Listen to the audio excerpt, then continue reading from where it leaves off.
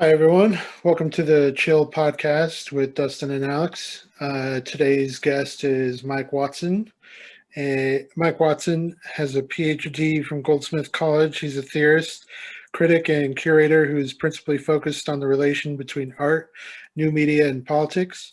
He has written for Art Review, Artforum, Frieze, Hyperallergic and Radical Philosophy, and has curated events at the 55th and 56th Venice Biennale and Manifesta 12.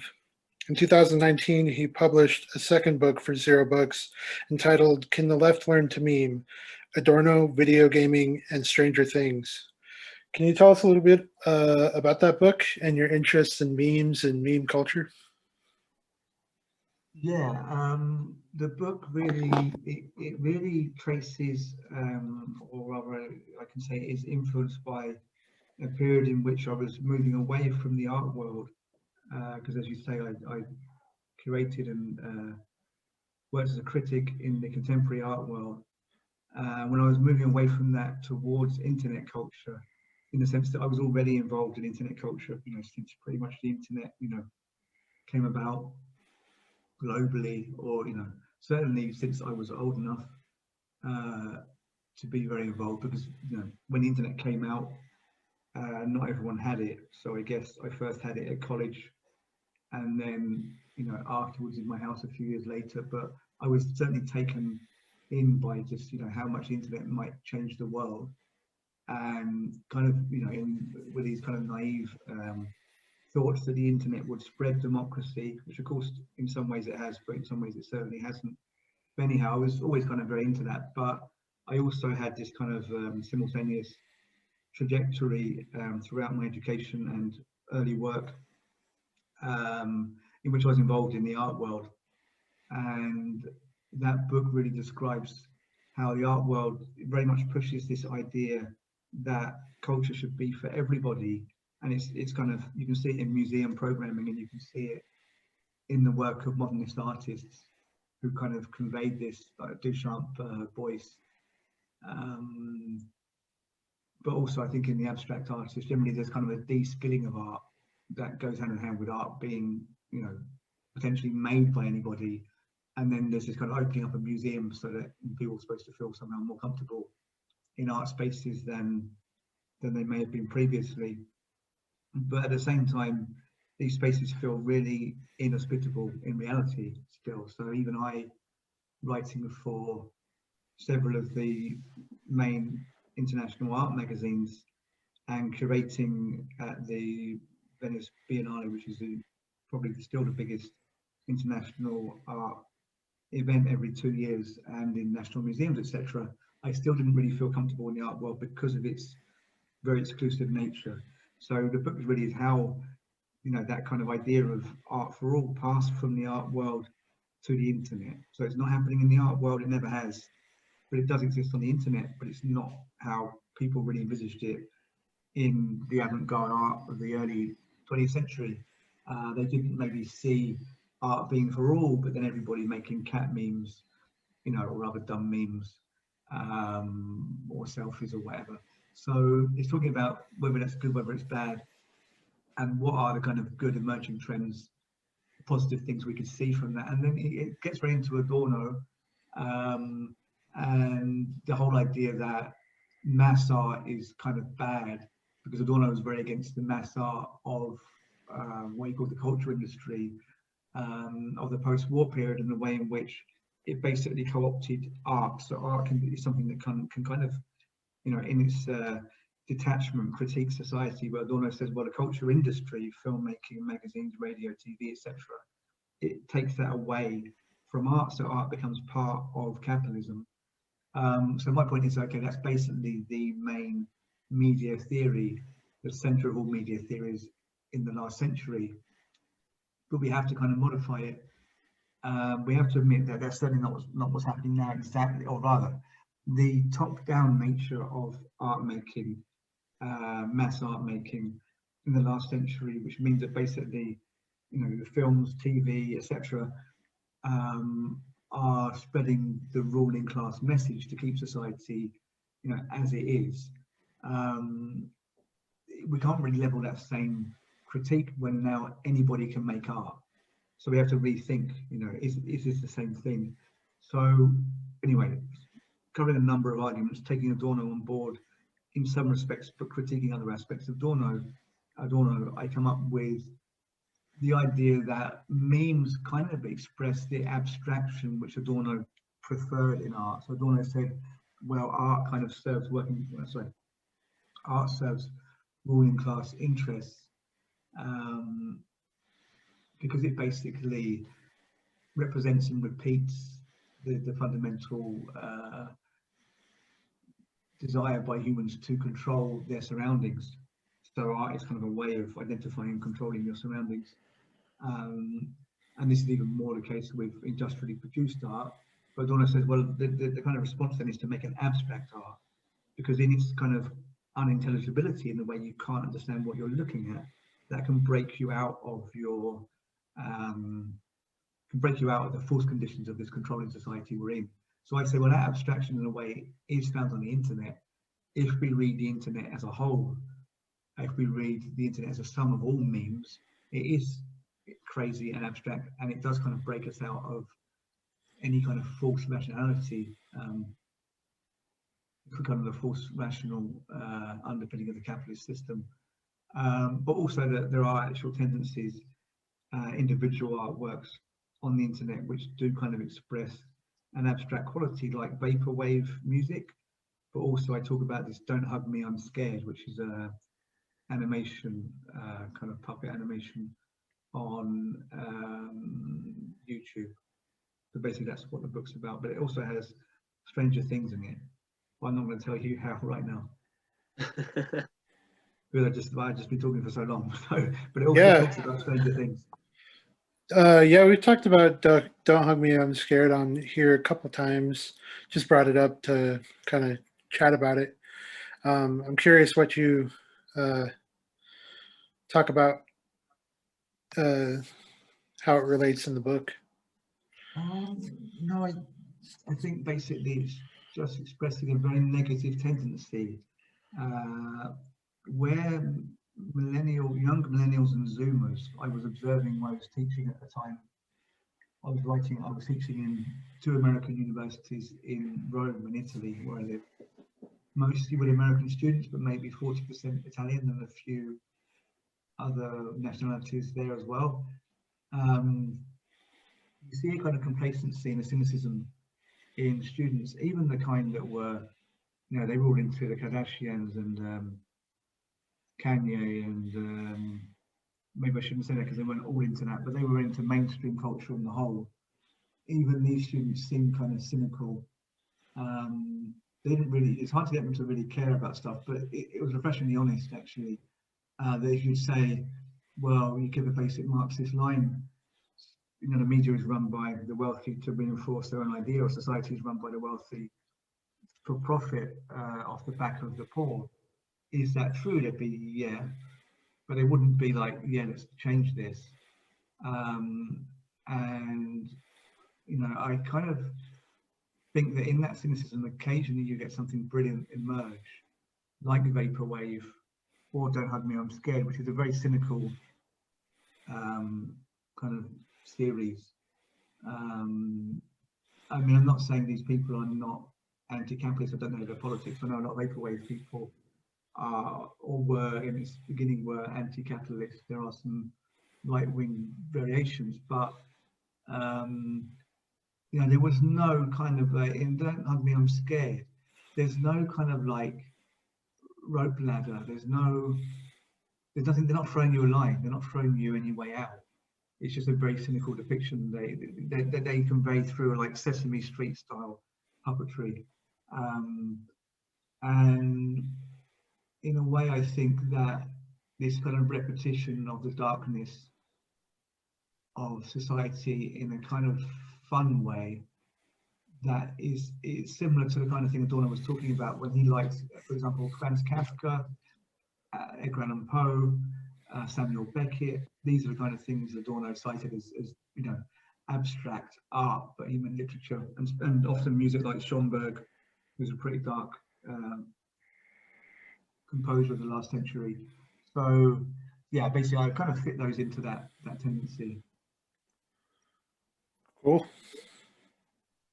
So do you feel like the cynicism and like the ways in which the absurdism and cynicism of like meme culture and doomer culture, do you think those are effectively anti-capitalist, or are they sort of the ways in which they, as you said, don't like throw a line or propose any solutions? Are they, do you think they've been overall Well, co-opted what and they that bad are is, attitude?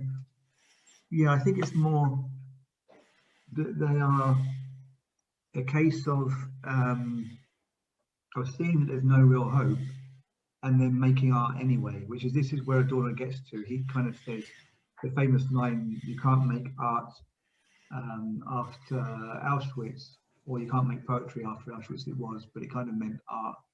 And people take that quite literally, but he meant that the conditions, a society that has the conditions that can lead to mass killing of the type we saw in World War II can't also be responsible for art making, or there can be no art making in society that categorizes everything to such a degree that it categorizes humans so they can be treated like cattle or worse than cattle,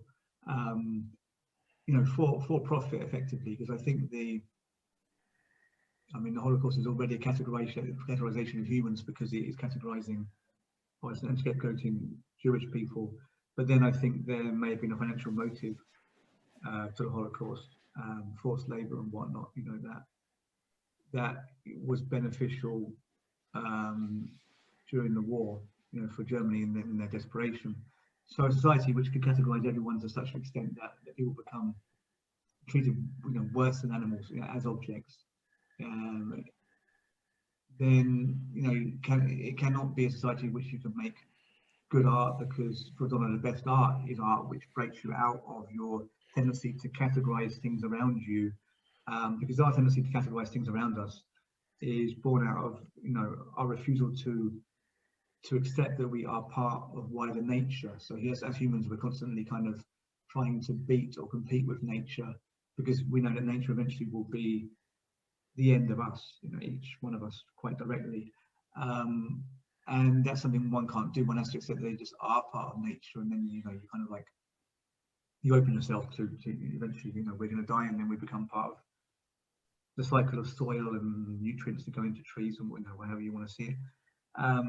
So for Adorno, good art will make you kind of not really have those thoughts exactly, but when you're lost in looking at an abstract painting or listening to a piece of classical music, you're no longer thinking in terms of binaries of like wanting to control or measure things. You lose any sense of you and the world around you. You kind of float into the world temporarily. This for Adorno is kind of a exemplar of how we could exist as one with each other and the world. But he's not saying that will happen, but he's just saying that art gives these fleeting glimpses. But for him, it can't even do that in a society where we're so much controlling everything that we end up with the death camps. So what he says is, in his essay on commitment, he says, I think it was 1961, it was written, he says there can be no poetry after Auschwitz, but then later on in the same essay he says we have to continue to make art so that we don't surrender to cynicism. So he's saying we can't make art, but we have to try. Now for me, that's kind of what you see with younger millennials and Zoomers, is that this output of nonsense onto the internet, memes or selfies, again and again, is kind of like a very cynical attitude of like, there's nothing to do, but let's do it anyway, or there's no hope, but let's just keep putting stuff out there. So I saw that in quite an advanced way in Don't Hug Me, I'm Scared, and in Vaporwave, and then it's perhaps less advanced with just a general kind of output of selfies. But even that I would see on as a similar tendency. So I think in the book I say that's like the one sense in which younger generations today are Adornian, but they don't know it. But only in that one sense, because otherwise Adorno would despise them, I guess.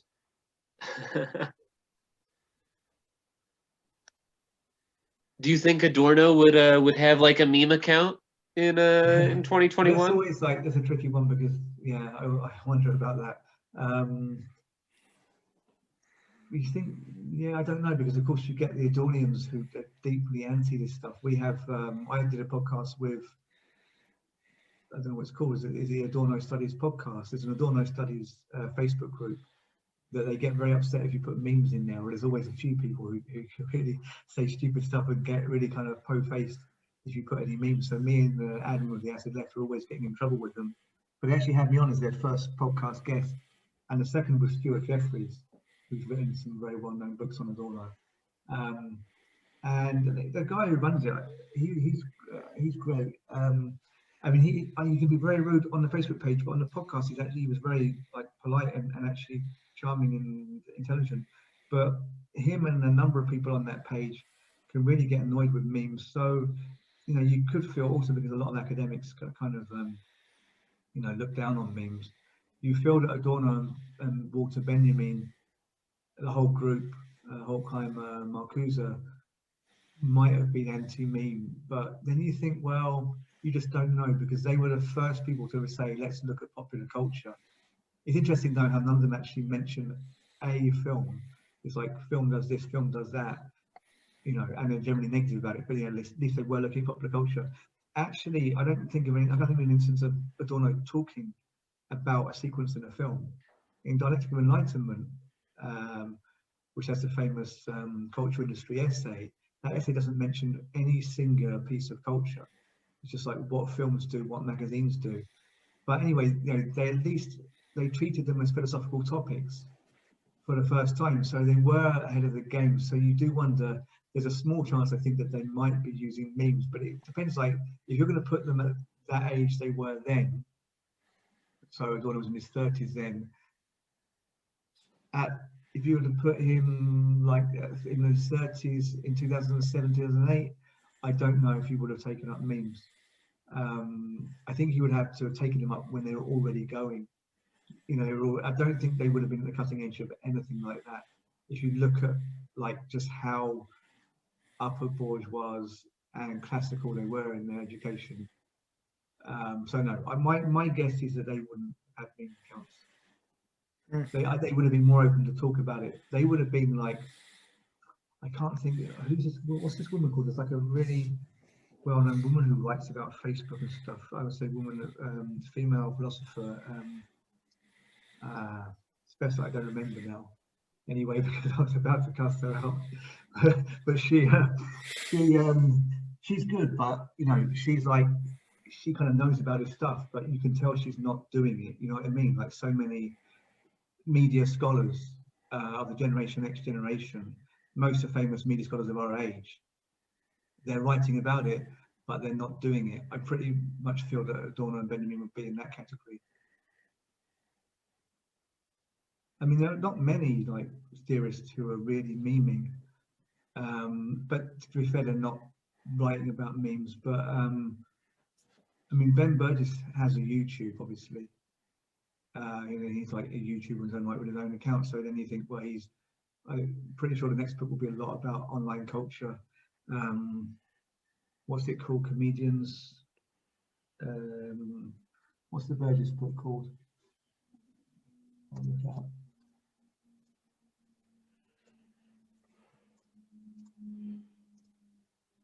Do you think that $0 is like one of the only sort of places that's taking on like sort of meme culture, kind of like was it Nagel that wrote Kill All Normies?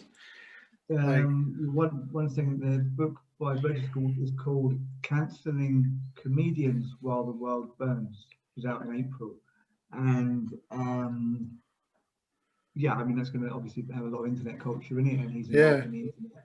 I mean, and Nagel less so, but yeah, Nagel's book was about internet culture, but she doesn't. I don't know if she memes or not. It doesn't seem so. But yeah, I mean, Zero seemed to be very into that, but Zero started like that because Zero originally started publishing a lot of blogging people, a lot of people around the kind of theory blogging community. So they published Owen Hatherley, Mark Fisher, the first batch of books. Nina Power, I forget who else, there were a few in the first batch that all had theory blogs, because there was this massive kind of community of people blogging about theory who weren't on the whole in academic posts at the time. Nick Cernicek was doing this as well. He was like a younger generation person doing this. He hadn't finished his PhD, whereas Fisher had one but hadn't got a job in a uni at that point. He was teaching at a what would you call it there? High school, but in England we would say college. Yeah. But yeah, basically that's how Zero started. It was publishing people who had become well known through their blogs rather than through academic publishing. And now they seem to publish people, or the ones that do well, who have some following on YouTube or otherwise on social media, and very much cover that realm. Although obviously there's a lot going on in Zero that's different to that. There's a lot going on that's kind of more generally political commentary. But yeah, I mean they are one of the only people doing it in terms of like their writers are actually in it. Because also if you think about Matt McManus, who did this book on what he calls postmodern conservatism with Zero. He basically he's always on the internet. He's actually co-hosting Plastic Pills podcast now. So he doesn't have his own channel, but he's I like Plastic Pills. Yeah, he's really good. Yeah. Yeah. So yeah, I mean, this makes me think of like I wanted to tie it to the latest podcast that you did on sort of like being down and out in the art world, and like how it's about like I feel like Zero Books sort of has legitimized a lot of the people within the blog space where, like, you know, you might think that it's weird to cite a blog, but if you cite someone who writes that same stuff in like a book, Zero Books, then it kind of creates this like, you know, like realness about it or something. Yeah, an air of legitimacy. And like you talk about that with like a lot of the art world is kind of about making the art legitimate and like worthwhile. And I don't know if you have like thoughts on that, because I was researching that what is Machines of Loving Grace piece that you did, and I just really like that because it shows how power is just kind of like a construction, and like it's easy to see how thin that veil is and how that connects to like surveillance. The best thing that we can do is probably just ignore it, because it's all about perception. And like yeah, just if you have any more thoughts about that. Well, there's Down and Out in the Art World podcast, which I run with Bobby Dowler, who's a painter who's based in Paris, but he's from England. It's basically a podcast where we talk about being working class in the art world. And there I was kind of talking about how the art world is very set up to exclude people and to kind of raise some people up. I mean, it all relies on exclusivity. And you have certain players that achieve that, gallerists and museum people and the right collectors and the right magazines. And I say the right ones, I mean, the ones that are deemed to be the right ones. And it's similar to a system, the wider system of control in society, I guess. The piece you're talking about, an artwork, I was actually cited as artist on that work, which we did at the Venice Biennale. Biennale. The Venice Biennale.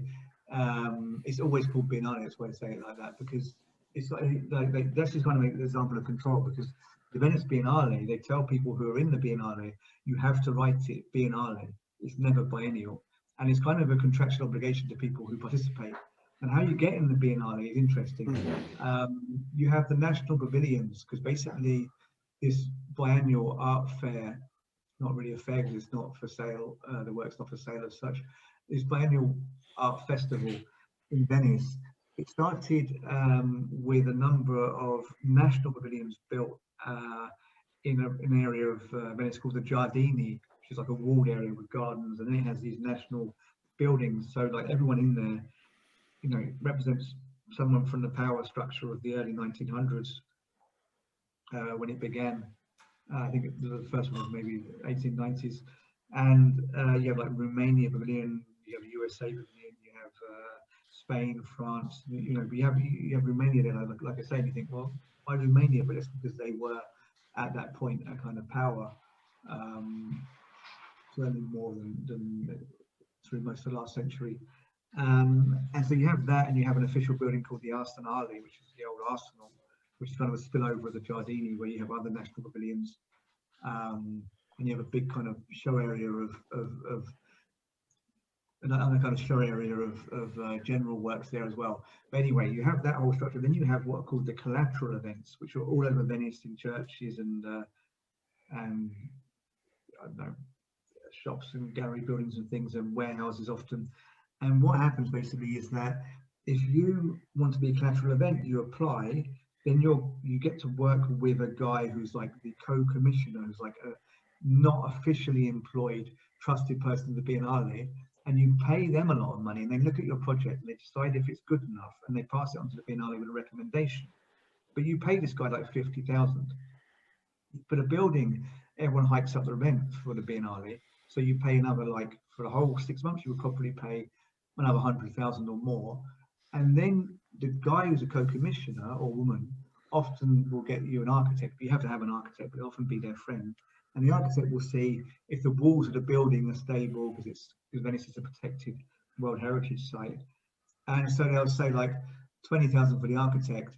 He comes around 10 minutes, 20 minutes walking around the building. Oh yeah, be careful because these are old bricks. You don't want to like put a nail in them and crack the bricks. Yeah, that's 20,000 euros. And then you pay 25,000 euros to be in the Biennale, to have your logo, to have the logo of the Venice Biennale on your stuff. So you're an official collateral event. That's just 25,000 euros just to have the logo. So this is kind of quite obscene. So there is this kind of system of control there. And I noticed it because I worked there in 2013. So I really saw how this all worked. I mean, I did a project in 2013 as well. 2015, I did a project which was a bit more critical, and basically in which we got a boat, me and an artist called Harold de Brey, who's a Dutch artist. And we got this old boat, and Harold, who's like more of a physical artist, makes stuff. He modified it. He put this kind of weird hooded visor and a kind of radar looking thing on the front.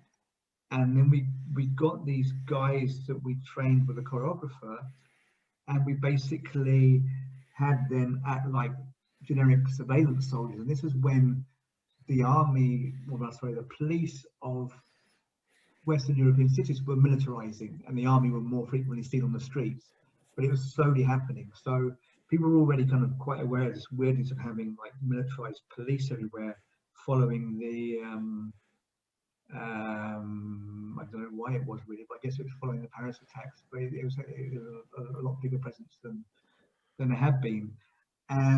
So we wanted to kind of like play on this fear, and also on the fact that in Venice, during the opening of the Biennale, like there's so many kind of performances happening around the city that you don't know sometimes what's performance and what isn't. So we got these guys, we trained them to look very convincing, and we got them basically going in this boat around Venice, and they would periodically stop, moor the boat, get out of the boat. We had this kind of professional driver of the boat as well. And then they would kind of walk around, and they would look at people, what people would get this kind of uneasy feeling. Then on a command, they would make a formation, and one formation they would make was the human pyramid, you know, that the armies do in acrobatic teams. So people would like feel watching, and then they would see this happen, and then they'd be like, ah, it's actually, you know, an art piece. But one thing was, we had them stand on a pier, like a wooden platform outside the building with this exhibition that we were linked to, which was organized by this foundation from South Korea called the Nine Dragon Heads. That's who got the logo. They sorted out the money for that, the official Biennale status for this exhibition. And we had this kind of platform outside the building onto the Grand Canal, so the big canal that goes through like half of Venice. And we knew that you had the Vaporetti, the water buses, full of tourists, but also full of people going to the Biennale in the opening days. All the collectors, all the artists, all the big people from the art world would be going there in taxis, water taxis, or these water buses. So we knew that they would be like 2 or 3 meters from these, you know, these soldiers we had, these police soldier type people. So I thought, because when we were training them, they kept laughing. So I said to the choreographer, why don't we ask them to laugh? Like get them to line up and laugh. And we did it, and it looked really sinister. So what we would do is on certain kind of command, and I was normally the other side of the canal. So either through a walkie-talkie or blowing a whistle, I could get them to do this laugh. So people would go past on the water buses, and they would be looking at these like police, thinking, "Are these police?" And then they would suddenly laugh directly at the passengers. But what I kept doing, or I did a few times, is I saw the police coming in their boat, and I thought, wouldn't it be funny if they started laughing at the police? So I blow the whistle, and they'd all start laughing. But in Venice, like many cities in, well, like all of Italy, you have 2 types of police. You have the Carabinieri and the Polizia, and actually you have a third one, which is the Guardia Finanzia, so the finance police. But the Polizia and the Carabinieri, they're kind of like rival police forces, but obviously they don't like get in fights and stuff. But I mean, it's just a kind of weird quirk of Italy. So I saw them. I saw one of them coming one way, the Polizia, and I blew the whistle, just realizing that there was a Carabinieri coming the other way. So they crossed each other right in front of these fake soldiers, just as they were starting laughing. So you had them not laughing at like just, you know, one police force, you had them laughing at 2 different kind of rival police forces. And then of course they had to react. So they got out and they like wanted to speak to us, who were we and this and that. So we had a good like hour long of them checking who we were. So we had to show them this piece of paper that said like we were to Biennale. They were like, okay. But our driver was from the local activist community. He was a very well-known activist. So they already knew the driver. So they were like, can you promise us you're not involved in the occupation of the Guggenheim Museum? Because the Guggenheim Museum had been occupied by Gulf labor, the people who were against the use of slave labor, or exploitative labor conditions in the building of a number of museums in the Gulf area. So they were saying, the police saying, we would let you go, and we had a whole list of appointments that we were going to be fulfilling with this pyramid performance, this human pyramid thing. So we said, we have to do these things. So we'll let you go, but promise us you're not part of the Guggenheim occupation. So we're like, no, okay, we'll go straight to the Giardini when we have our next performance. Then we went there, and I went under the hull of the boat, kind of hidden. And then I thought, shit, we have to pass the Guggenheim on the way to the Giardini. We can't not pass the Guggenheim. We just said we're not going to be anything to do with it. And of course, the activist driver of the boat stopped in front of the Guggenheim. And so they were singing the red flag or something in the Guggenheim protest, all there outside on the terrace of the Guggenheim, facing the water. And I'm like, we're just so in trouble now. We got a good talking to again, and then they let us go again. But yeah, that was a very funny. Yeah, that was a good performance. But yeah, it was like it had different levels, because it was aimed at like getting conversation going about surveillance and the way the police were militarizing, but also it was really about the art world. You know, it was a sense it was supposed to kind of break up the bourgeois nature of the opening days of the biennial, or the Biennale. That one, the title of that, Machines of Love and Grace, is that a direct reference to the Richard Roderick poem, or? Was it Richard Roderick? Who was it? It was, it doesn't sound familiar as the name of the person who wrote it. There's a Roderick poem about, I think it's like Under the Eyes of Machines of Love and Grace, but I think the phrase has been used a few times. I'm not sure who has the. I'm just thinking of a poem maybe by someone else, or maybe it was him. Well, for some reason I'm thinking of another poet. But anyway, yeah, okay, then you're probably right then.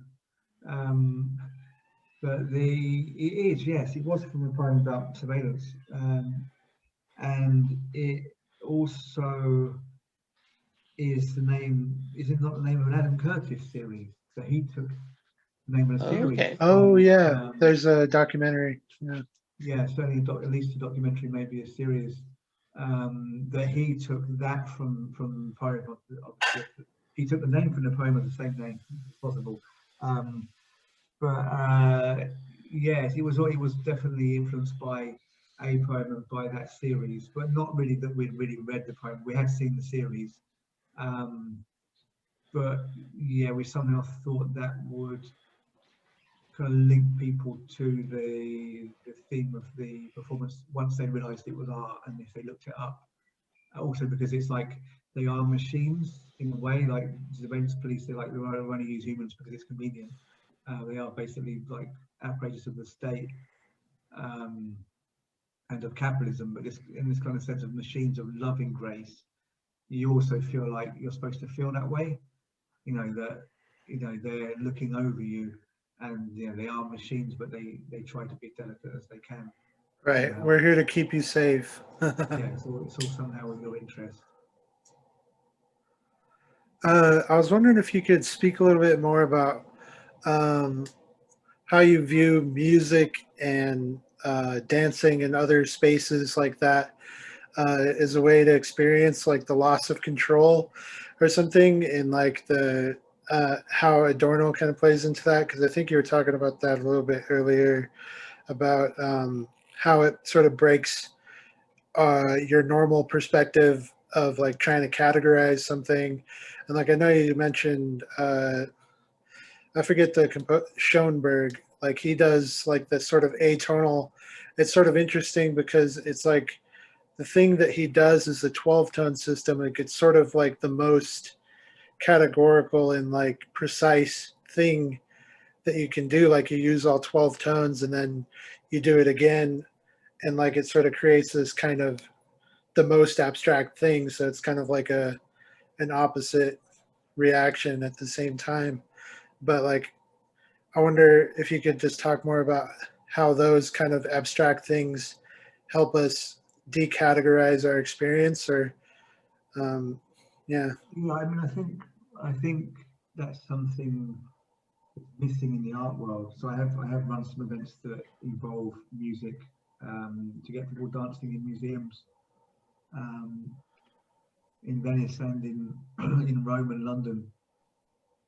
And I mean, I think, I don't know if I mentioned this in the book. I think I did. Adorno's famed dislike of jazz, but also this thing he said about jitterbugging. There was a craze called dance called the jitterbug, which involved people moving around a bit like a certain type of insect. Wasn't that jitterbug? Like that or something?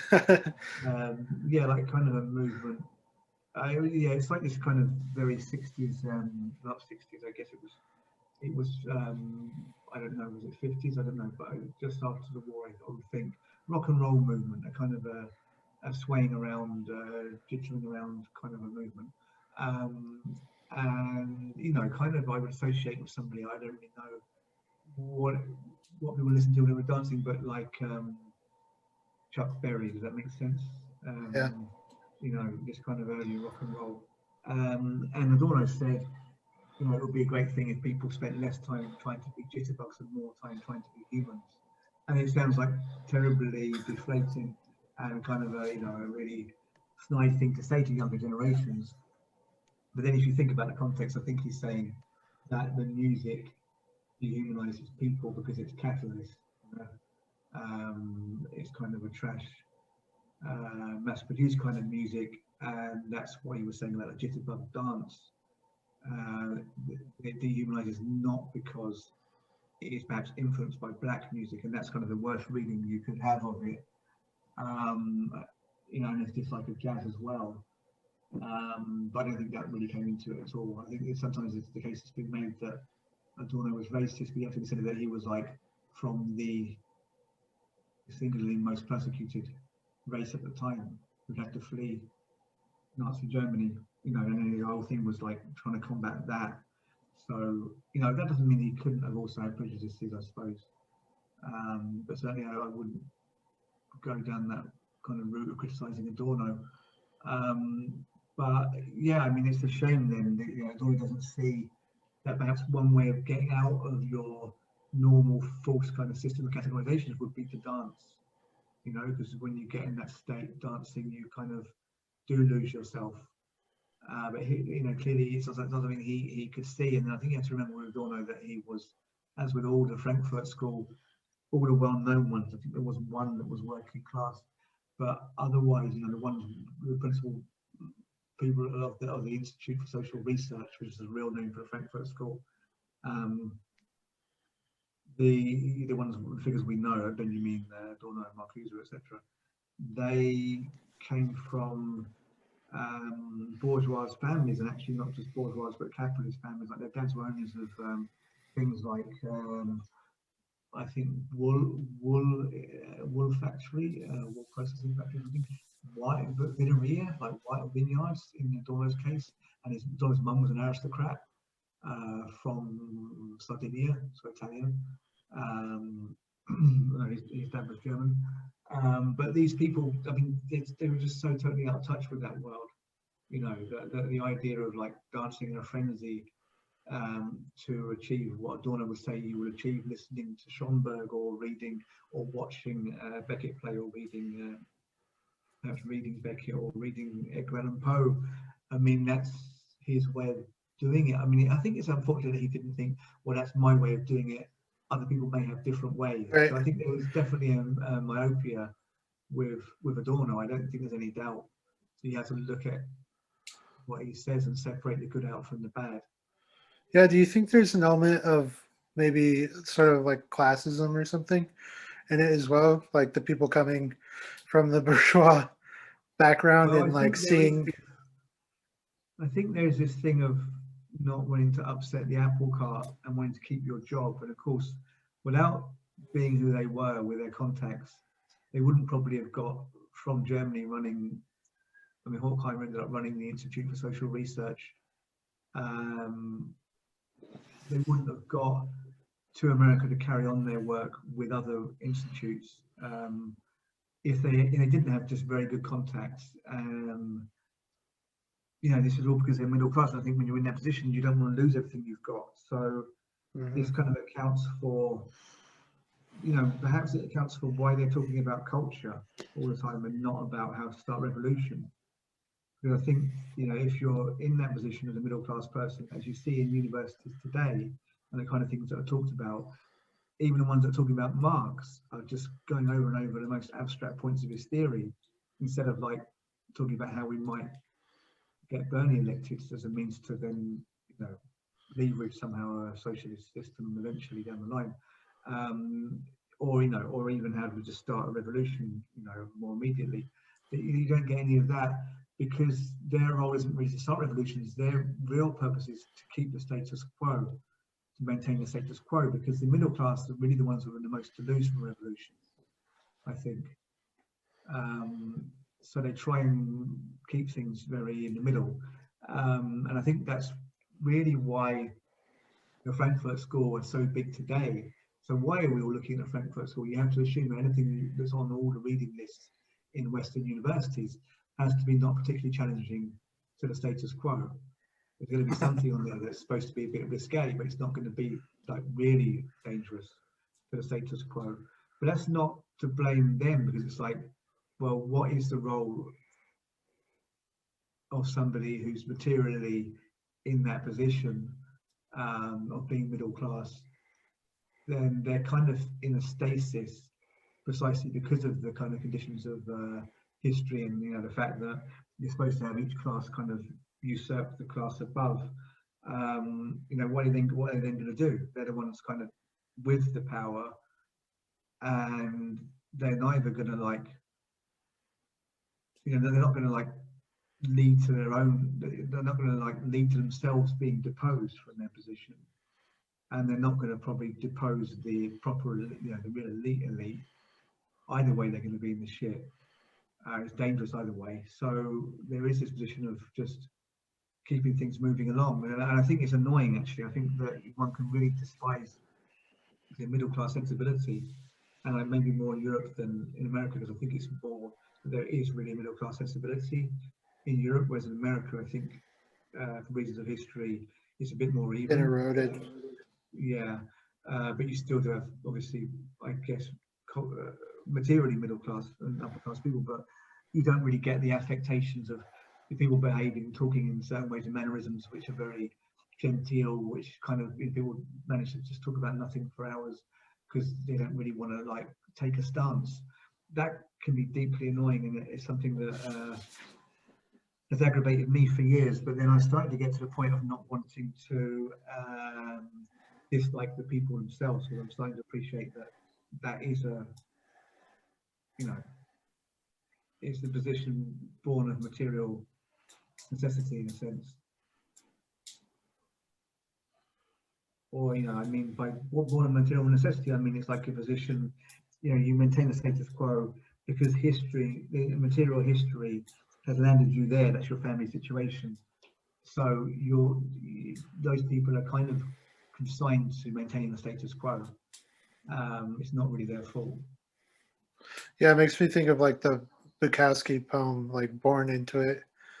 I think Dinosauria We, like just kind of born into this, kind of applies to everyone. No matter where you land, you're just born into it and have to deal with what you are born into. Yeah, exactly. Yeah, but then, you know, it's very tricky because then it's like, you know, it's like everybody. It's a bit like the lack of free will in the metaphysical sense. Or is it really metaphysical? I suppose you could say it's biological, or even somehow to do with quantum physics or something. But anyway, the fact that, you know, we arrived here for all of the kind of you've written about something, touching upon this in your essay on commodity creature, the Substack, which we've written a video which will come out on the Acid Left, based partly on your essay on collapse, notion of collapse. The kind of like chain of events leading to now, or you know, that our actions now will lead to a chain of events. This whole notion of change of events kind of means that, you know, we don't really have any responsibility for how we behave, because we were bound to behave, you know, in certain ways given reality, given everything that led up to us being here. So like us doing this podcast is a result of history. We can't do it any other different way. No, I kind of like get that, and I think, well, does that really excuse anyone's behaviour? Generally, politically, so can we forgive Donald Trump for being like he is or whatever? On some extreme level, of course you can, but otherwise, I think, well, that can't really be the answer, because, you know, this is kind of fatalistic as a way of looking at things. It's kind of like a scientific fatalism. But there, I think it's a bit like you get into Christianity and Calvinism, Protestantism, the imperative to behave yourself. Then you say, well, why should I behave myself? Because, you know, it's already written in the Bible. If one was a Christian, you would say it's already written in the Bible. I'm either going to heaven or going to hell.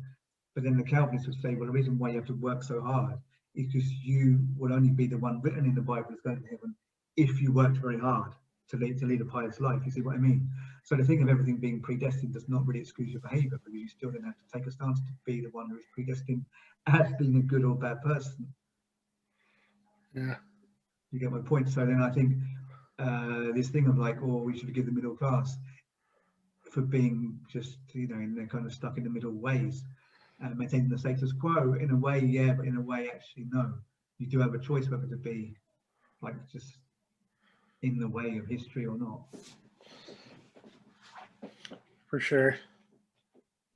Do you find, because I know you'd mentioned earlier you're sort of moving away from the art world because, in large part, because of the, you know, the class issues there, and then touching on sort of the, you know, middle class sensibilities and degree of classism in academia. Do you find doing work on like YouTube and the podcasts is a little more, gives more room for like for class sure, consciousness? Absolutely, yeah. Well, I mean, it's definitely a less class stratified situation. I mean, the art world, I've kind of still got one foot, or like at least one toe in the art world, and I can kind of go in when I want. Although I think I've kind of annoyed a lot of people, or I've burnt some bridges there, because I've been quite honest for a few years now about how the art world operates, and then of course a lot of people working with me think I must be talking about them, and maybe I am. So you know, that might make things tricky, but I mean, I can still work in the art world, but I'm choosing mostly not to, and I find it's a much better space, yeah, the online realm, because I think you get this situation where anyone can express themselves. Anyone has this potential of having an audience. Of course, you know, it's a bit, you know, there's an element of, you have your kind of hierarchy in the online left, of course, and on the left tube or right tube, whatever you want to call it. But I would say it's certainly more open than many spaces. It's certainly more open than the art world. I think, you know, in a way, it's just like, you know, if you get people like the people who make Don't Hug Me, You're Scared. I mean, how many viewers do they have? I don't know. It must be in the millions, I would guess, by now. Yeah. You don't get anything off them if you even see them. I've rarely seen them online at all as actually the people. You don't get any sense that they're walking around like there's something special. In the art world, you have an exhibition, a small scale exhibition, and maybe the gallery has done a couple of serious art fairs. And maybe they've been in a couple of serious art magazines, but you know, the whole thing is made to look very special. The artist arrives and everyone's like, oh, the artist arrived. The curator arrives and everyone's like, hey, the curator's here. And you know, everything is around everyone being kind of special. I mean, I talk about this in the Down and Out in the Art World podcast, the first one we recorded. And you don't get this at all on the online realm. I mean, you do get a little bit. There's a couple of like left tube figures who are a bit like this, but on the whole, not. Certainly no one needs to be like that to succeed. So you get this much more level playing field, and a lot more tendency for people who are more recognized to work with people who aren't so recognized. And if there are gatekeepers, then we all know who they are, and then fuck them. I mean, who cares? But certainly the medium itself lends itself really to much more openness and less hierarchy. So yeah, I like it really a lot more, and you know, I like it even though it, you know, it's not always going in my favor, or anyone's favor, because I mean, you can be, you know, clearly somebody who's taught as a professor, who has a PhD, who has books, and people just start being rude to you on Facebook forums. Sometimes they're just ignorant, or they're just kind of like these edgelords, and that gets kind of annoying, but you have to ignore them. But sometimes it is really just like, no one's going to take it as read that you're the authority in a situation. It is very much a playing field in which everyone is somehow equal, more than ever before. And actually, this is interesting because it wasn't even like that in the theory blogging period. You certainly felt like, you know, you've got Mark Fisher, you've got Graham Harman, people like this, that they're a bit above. The innovation there was that you had a situation where you probably couldn't talk to your own professor very easily in university, but you could go online and somehow communicate with Graham Harman or Mark Fisher. But you still very much knew that they were the professors. You know, even if Fisher at that point, I think, was still teaching in a high school. But you know, there was some sense of like them being a little bit on a pedestal. That's really gone now completely. And I don't know how Fisher would deal with that. To be honest, there's not much reverence for anyone. There is a bit of gatekeeping with some YouTubers who can, like, you know, you get impression on their Twitter accounts, they say something and everyone just starts liking it, and thinking, you know, I better like what, I don't know, I don't want to say name anyone because it seems like it's their fault and it's terrible then. But who can I name anyway? I just say it and it's not his fault. Like Peter Coffin, how do you say this? He has quite a big YouTube following. He says something on Twitter, he has his haters. He definitely has people who hate on him, and so he kind of suffers for that. But he has like a lot of people who are really like simping on him and will just like everything he says, leave comments, and you get the impression that people are trying to curry favor with these people, and it kind of ruins the debate, you feel. But so there is a little bit this aspect, but not, that's that kind of a culture that I think it comes out of celebrity culture, and there's some people in some parts of left tube, red tube, you know, even if these terms have been discredited, but you know, the left YouTube, there's some people in these realms who want a celebrity figure to follow. So that kind of exists to some extent. But overall, I would say that is really diminishing a lot, and there isn't much of that, and there isn't, especially in kind of the more academic like part of the left internet. I mean, you look at how people lay into Doug Lane, for example. I mean, you know, it's just Doug Lane. It's like one of the guys. There is a bit of like people being obsequious, but there's also a high degree of like, you can fully expect somebody to fully go on with like go in with a theoretical attack, even on their kind of theoretical, even on their kind of theory heroes, which I think is really a good thing. Yeah, for sure. I definitely can see that, like, sort of celebrity culture shutting down some like aspects of like debate and critical thought. But there, I think also, since it is such a like, since it does have that sort of like liberating aspect of people being able to see when that's happening, you know, and they can comment on it, and sort of, it has like, it feels more balanced for sure. Like Yeah, I mean, I suppose we're so far from it, but it's just like, it's nothing like the art world. So yeah, I guess, you know, it's so many degrees better than the art world. So I'm kind of coming at it from that angle. But yeah, there is some angle. I mean, definitely. if you say something that annoys somebody who's got a big following, and they are the kind of left internet personality that has followers that will then try and cancel you, that's quite annoying. You know, I mean, it's not a pleasant situation to be in. So that aspect of it has to go away. But I think this is like an unfortunate kind of effect of people being sheep and wanting to follow, wanting to be led, you know, more than, you know, even the left tubers who most seek celebrity, and there are some of them, you know, I don't think they're particularly encouraging that behavior. I think actually there's the ones that have the followings that are the worst are the ones that most speak out often against cancel culture, strangely. That's interesting. Huh. Yeah, because I think, well, I think because probably partly they might realize that they're part of that inadvertently.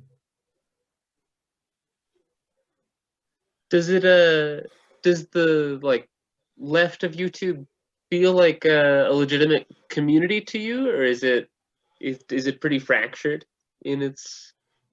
Certainly there's a lot of like infighting, but I don't really follow like why people are fighting. Like sometimes I pick up that people are trending because they're fighting with each other.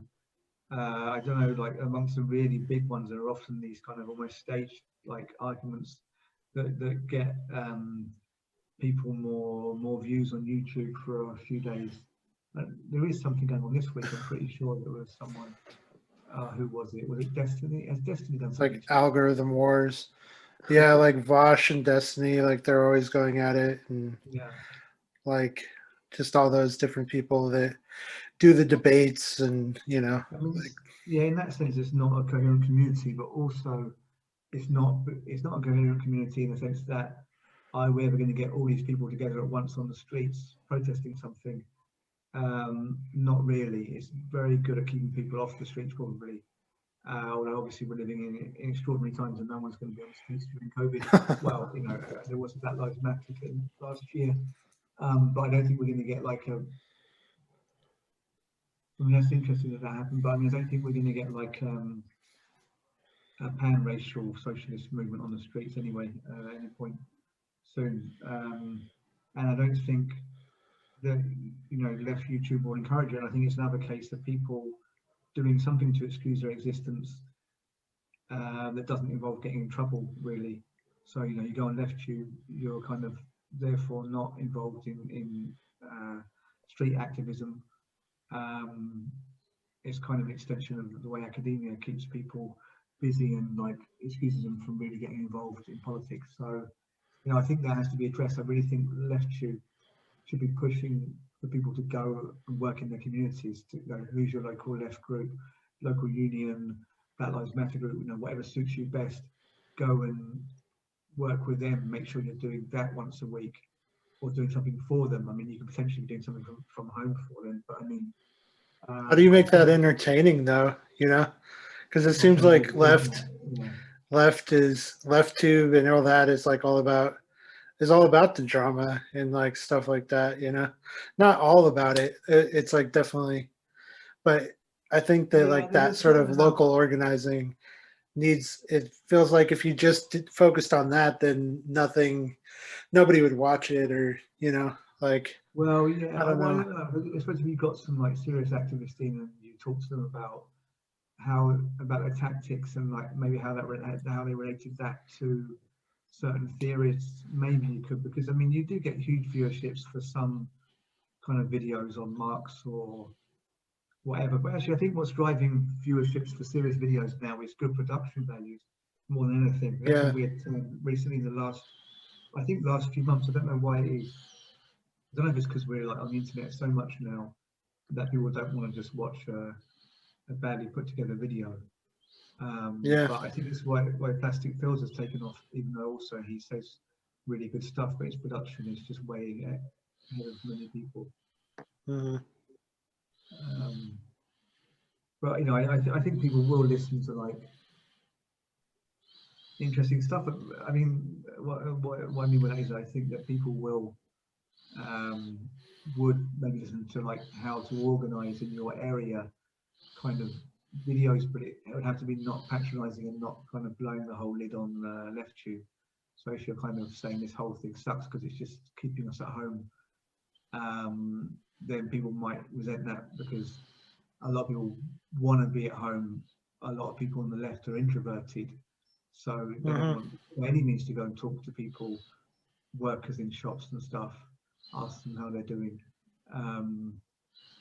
So yeah, I don't think you can come at it from the angle that you're all wrong for doing this, or be patronising in any sense. There have to be some other angle. That's a tricky thing. Yeah, I'm not quite sure. I'm not quite sure how one should approach that, except to say that I think it has to be done, because otherwise, what are we doing? Do you think it's possible for the arts to be a way to kind of mobilize and activate people, or are they an extension of that distraction? I think the arts, I mean, it's quite clearly a distraction. I mean, I think art as such, of course, has a brilliant capacity for getting people thinking, for questioning things, for like leading to thoughts that might not happen aside from through art making. And it's kind of a very good exercise in terms of like you're working with objects, you're interacting with stuff outside you, you're kind of forming a pact. It's kind of a pact or a truce between you and the object. And I think that's brilliant in terms of thinking about our relationship with the world around us. But the art world would appear to be very much set up for inaction. I mean, there are so many exhibitions on immigration in Europe, and particularly on the kind of tragedy of people dying in the Mediterranean trying to get to Europe. There were just so many shows on every level, from small galleries to museums, about this, because I think people felt a terrific guilt. But if you were going to an exhibition and looking at photos of capsized boats, you probably weren't doing anything about that other than going to the show. And I think it's a bit like you know, looking at these people in photos, you're not looking at them in real life. You know, you've got all these shows about people who are impoverished that very rich people dress up to go and see them, and they dress up like even more extravagantly to go to the opening exhibition. They drink some champagne or prosecco or whatever. They go to the after party if they're, you know, enough well known to be invited by the museum or gallery.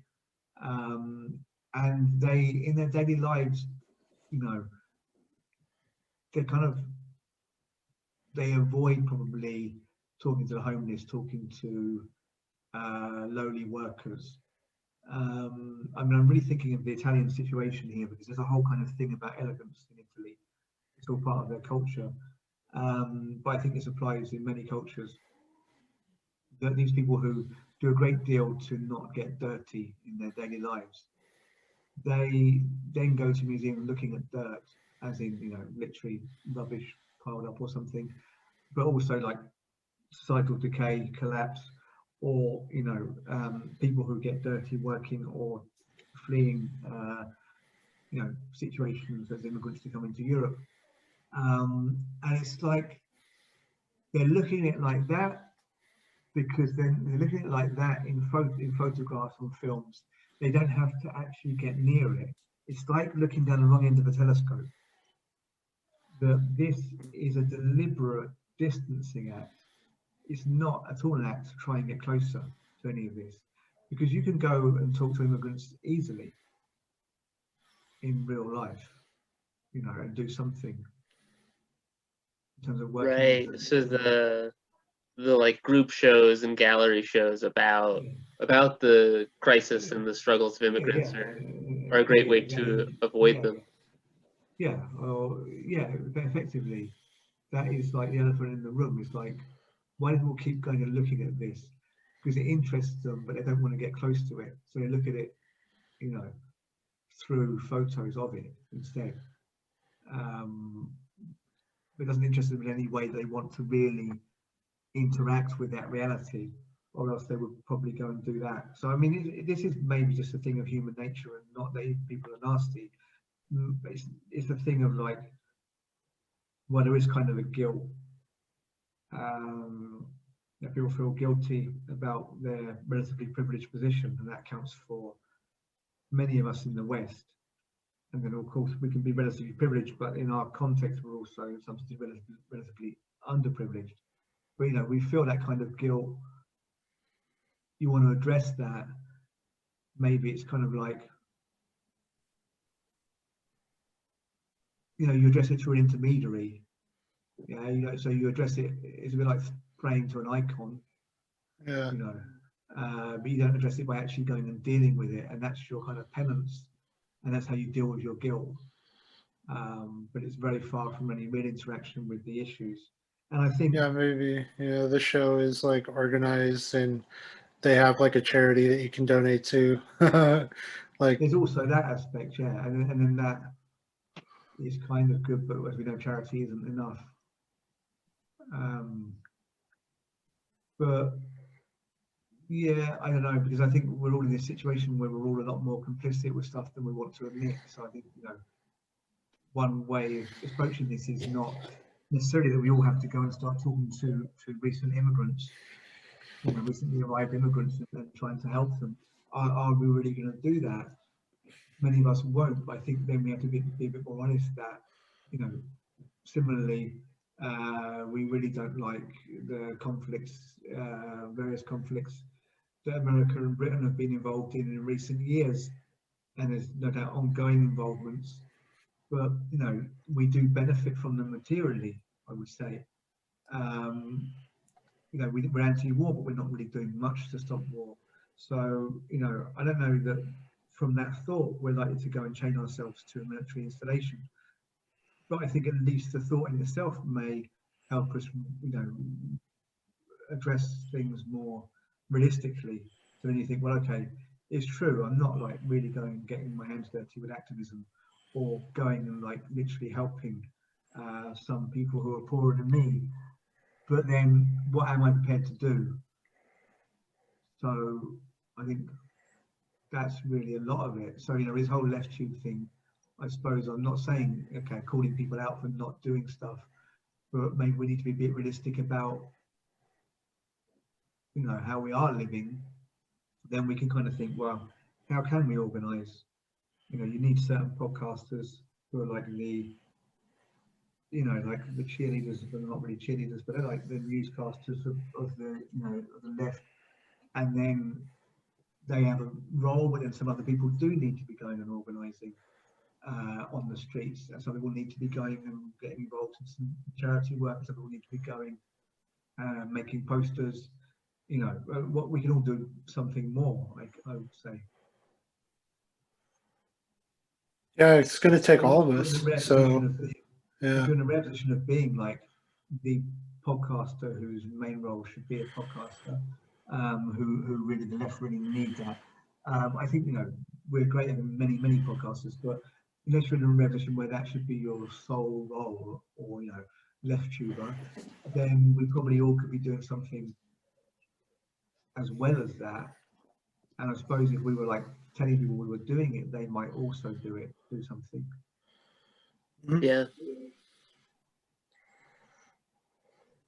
Yeah, and it's hard, right? Because that, like, raising awareness and talking about different issues and ideologies is like a pretty important and solid first step. But I think a lot of us, for better or worse, stay on that first step for a pretty indefinite period of time. Yeah, I mean, I suppose there's again the issue of introversion, and then just the issue of how difficult it is to get involved in things, because the dynamics of group work, be it with like an activist group or a political art entity like a gallery or whatever, is always a bit tricky. So you do feel like there's some kind of internal power game going on in virtually any, you know, group effort of any kind, and that can be very disappointing for people who lack confidence because they haven't really done much yet. So I can kind of quite see why people don't really get involved. I suppose that's kind of a thing that needs addressing in itself, is like, how do you make how do you encourage people so they feel like they might want to get involved with stuff? They don't feel like the door's closed to them in every sense, or their work's going to go underappreciated, or claimed by someone else. These are kind of very genuine fears if you look at why people don't get involved in stuff often. So, I mean, there is something in that. I mean, I think LeftTube is brilliant for raising morale. I think, you know, us all kind of doing stuff that and left memes does kind of make you feel like, okay, there's other people who feel like me, you know. Yeah.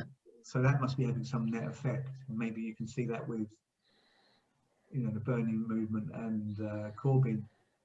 I mean, these are failed movements, but then we're talking about socialism on a national scale, or in the national media like never before. You know, not for, I don't know since when.